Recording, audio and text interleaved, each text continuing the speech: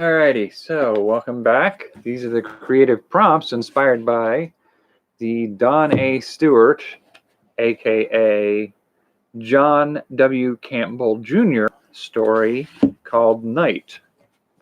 Now this one, I'm not saying I hated this story. I got a little grumpy at the end of the last video about it because I feel like there was promise there, but there was no delivery on the promise. So, in order to deliver on some of those promises, I sort of gave a little bit of an indication of what I wanted to see more there. But I broke this down into my usual 6 story prompt ideas. And so we'll start with number 1.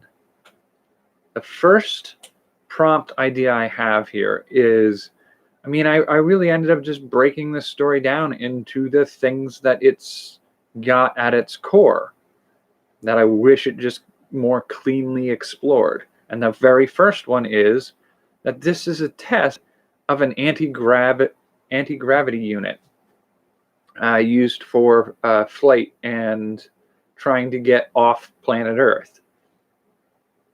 Now, just telling the story, what's the right stuff. If you told a story like The Right Stuff, but instead of just going faster than the speed of sound and getting into space, if you wrote a story that was something similar to that, but it was the testing of the very first piece of technology to get us the moment of anti-gravity, just breaking that technology. I feel like with something like anti-gravity, the story is going to be a little bit more like the Manhattan Project meets the Right Stuff, because you're going to have like the testing of anti-gravity technology on the ground, just like you would test a rocket thruster.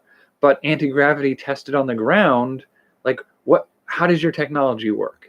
Could you set up a room where you produce an anti-gravity field and use it to train astronauts to be in zero gravity? Do you get to test it? Like, you build a lab and you have a government-funded research to ramp up the development of this technology to a usable format before somebody else in a space race or a technology race, and you're doing it because of the implications of all its applications on Earth and in space flight. The moment you can decrease the effects of gravity on an object, you change how we move through space, and you change how we can get on and off planets. You make a huge change in our capabilities. And I feel like a story where a frantic race to be the first one to crack that and open up the immense potential and possibilities of an anti-gravity unit would be an amazing story in and of itself. It's a footnote in this story. In the story Night, it's just a gimmick they use to make a device that accidentally has a consequence that leads to the story that has no meaning. Which is appropriate for a nihilistic story, I guess. Okay, so that's story number 1. Story idea number 2 is the malfunction of the unit in the story leads to accidental time travel to the distant future, which is another trope of science fiction that always is a little clumsy. And I feel like we could tell a story like that as its own story, not as a footnote aspect of taking us to this nihilistic philosophical approach. And I feel like telling a story where you accidentally find yourself thrust into a distant future, not like H.G. Wells' Time Machine, where that's a political satirical look at industrialization and domestication and farming of humans for the benefit of a certain select group. I don't want to talk about necessarily doing something like that, but really getting the chance to like skip to the end of the story of humanity and the solar system and maybe even the universe, to see the consequences of what that's like, what that did, what that timeline did, how it functioned, what it was like throughout. Because for me, the key of that one, the thing that makes that a possible and interesting story is the possibility of doing a story about seeing the footprints we've left. And so you'd be able to see, like, theoretically, we would have left Earth. We would have gone somewhere else. We would have done other things. Anyway, so the idea that, you know, a billion years in the future, like, some of us must have made it off the planet Earth. And we'd see traces of it on other planets. And we'd see traces of the paths we took into the outer solar system, O'Neill cylinders, and communication arrays, and indications and signals sent back from other solar systems, and just see where we went. It'd be like, you know, landing on Earth in the far distant future. I can't imagine there wouldn't be some signs of, you know, after billions of years, have we opened gateways into other universes?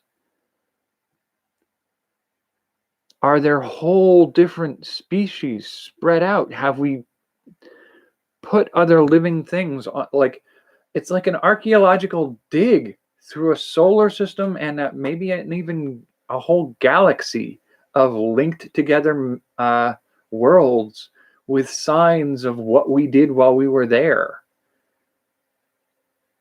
And like, if you're in a universe that doesn't have us in it anymore, and you have like an empty, hollow universe, but you have little bits of our technology that allow you to create enough to survive, having somebody accidentally transported all the way into the future and being able to pick apart the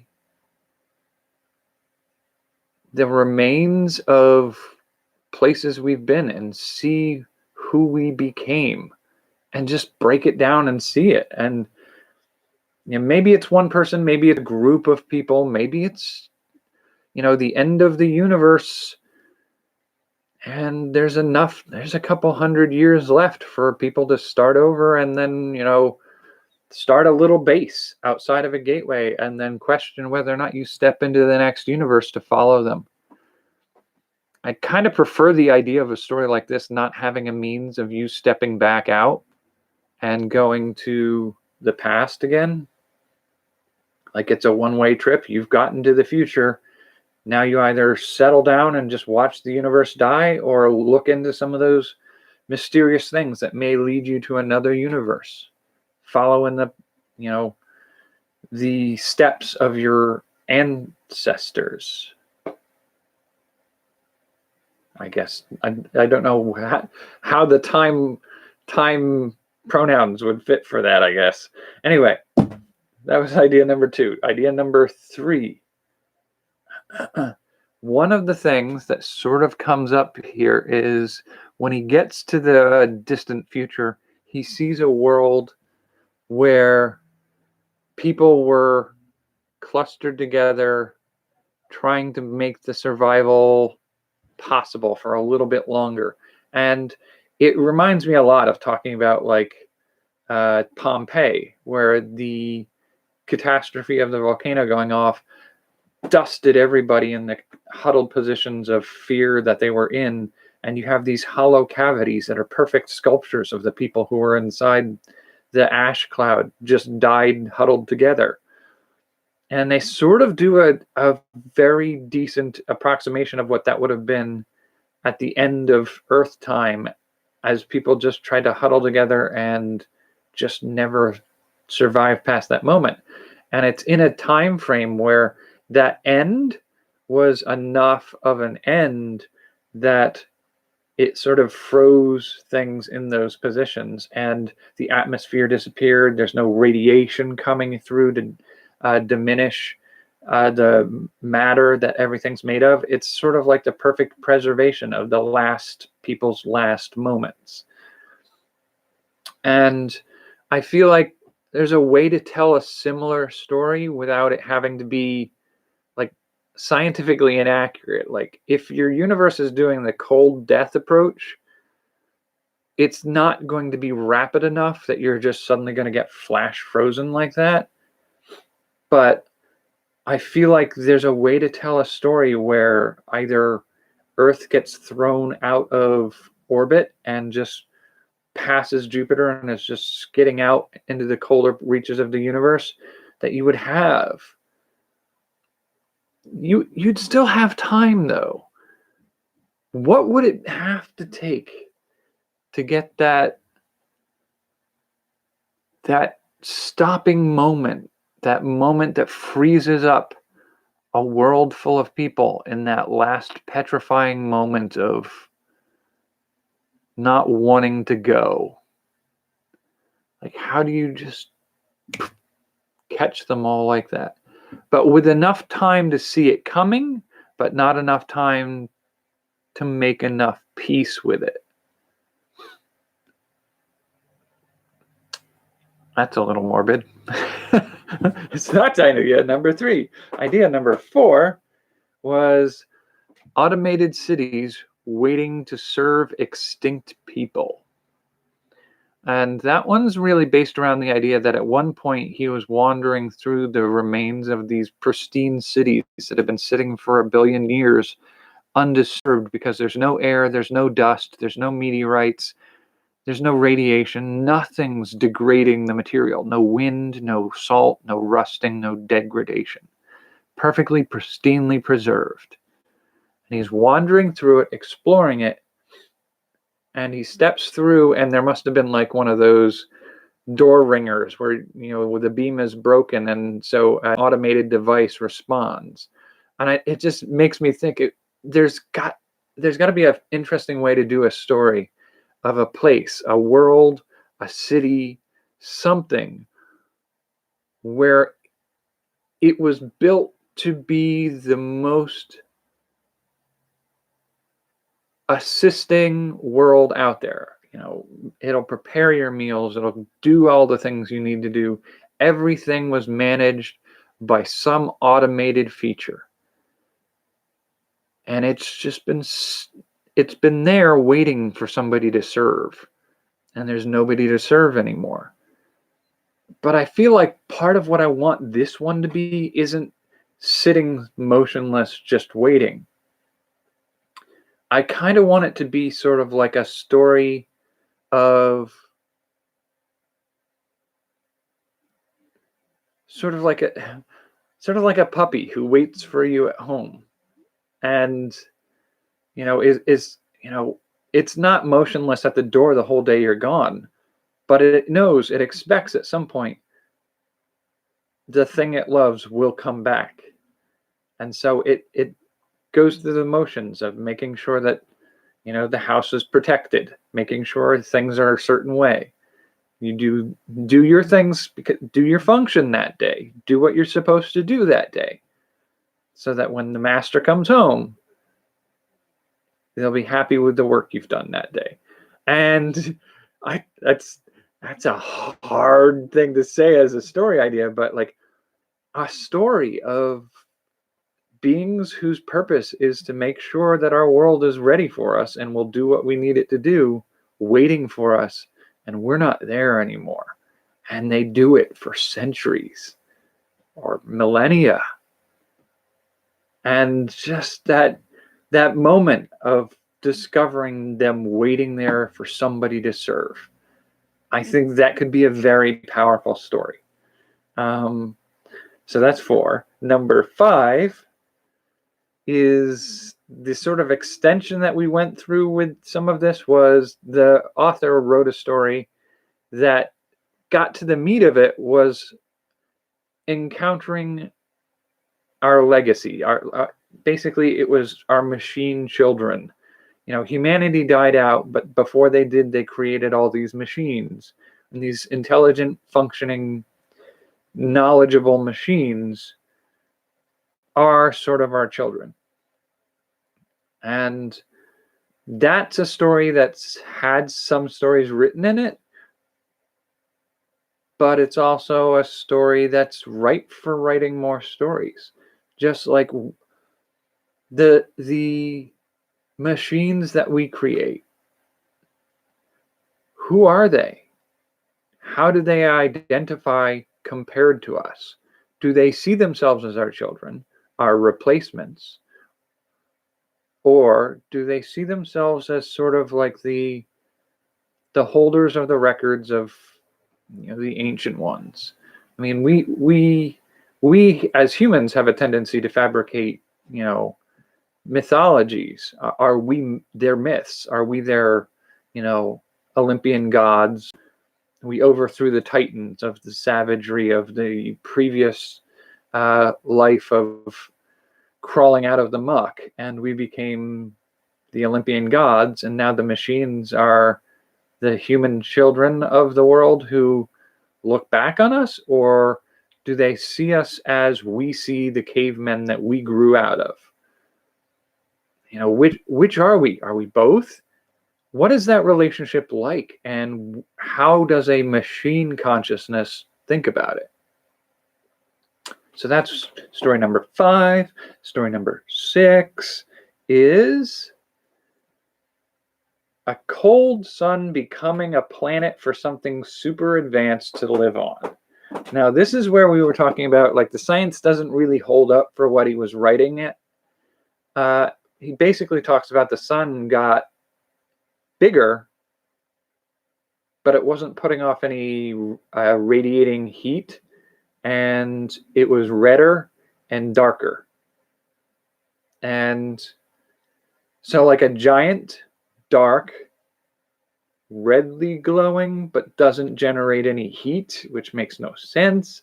But if you build something that big, I can't help but feel that if you had a universe full of these dead stars that are essentially just big glowing red spheres that are cold, is it possible that you could create some sort of advanced future civilization that finds a way to live on the surface of the sun?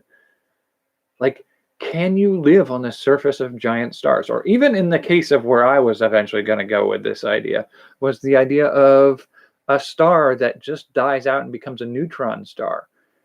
And on the surface of a neutron star, could you use the difference of how matter behaves on a neutron star to make neutron life forms? Could you make a civilization made out of the matter of neutron stars living on the surface of a neutron star as if it were a planet? And how would we relate to them? What would those interactions be like?